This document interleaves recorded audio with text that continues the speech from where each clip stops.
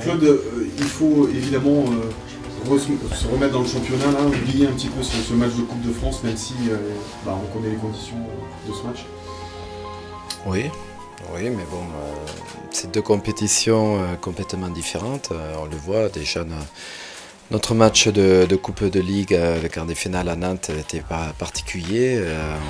On voit que tout peut arriver. Le championnat, c'est une autre épreuve, c'est différent. Et dans l'approche, il faut se remettre dans le quotidien du championnat, qui reste le plus important pour nous, bien sûr. Et d'autant plus avec un déplacement chez un adversaire qui va être en confiance, qui a fait une bonne opération à Paris, comme nous à Marseille. Donc voilà, c'est l'équipe qui saura se remobiliser le plus vite possible et pas rester sur des satisfaits qui sera bien en ligne. Est-ce que cette performance à Marseille va sans doute, peut-être ou forcément vous rendre plus fort pour la deuxième moitié de saison? Je pense que c'est une performance très très forte. On verra comment on digère ça et de quelle manière. Je pense que la moitié de saison, pour le moment, on en est simplement à gérer le quotidien, dans la récupération, à faire le maximum pour essayer d'avoir des joueurs qui ne se blessent pas et qui puissent être performants, et c'est pas évident. Donc sincèrement, on se projette pas plus loin en ce moment. Quand on aura tout l'effectif, on verra où on se situe encore une fois et ce qu'on peut jouer. Quand même, c'était osé de partir avec une équipe de 23 ans de moyenne d'âge sur un match à Marseille. Je ne calcule pas la moyenne d'âge quand je fais l'équipe.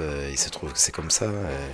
Et encore une fois, s'il n'y avait pas eu le résultat au bout, j'aurais lu ou entendu beaucoup de choses, mais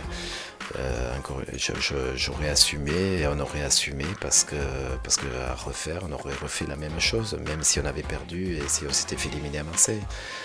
Parce que s'il y avait une possibilité de passer à Marseille et d'envisager le match de Montpellier dans la situation où on est, pour moi, il n'y avait pas d'autre considération pour ne pas faire autrement.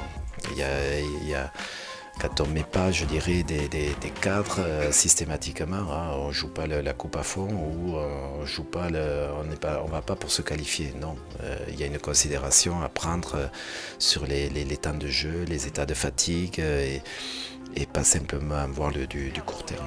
Juste pour revenir sur les jeunes, vous avez lancé 15 joueurs en première division depuis que vous êtes à Nice. C'est ce qui vous caractérise dans votre carrière, vous l'avez fait partout. C'est une fierté personnelle ou pas, ça?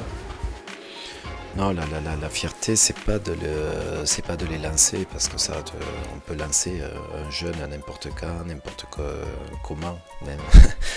Mais ce qui m'intéresse plus, c'est ce qu'ils deviennent par la suite. Voilà, ça c'est important.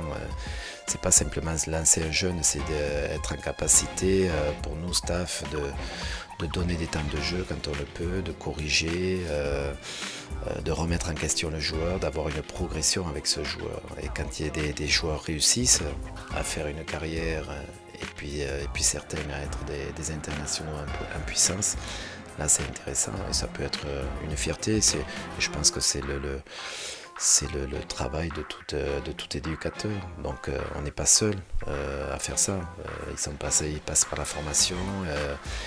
Et c'est un long travail qui est effectué avec eux, mais voilà, le travail de tout éducateur et le plaisir et l'essence même, c'est de voir le gamin ou le joueur réussir et pas faire un coup d'éclat.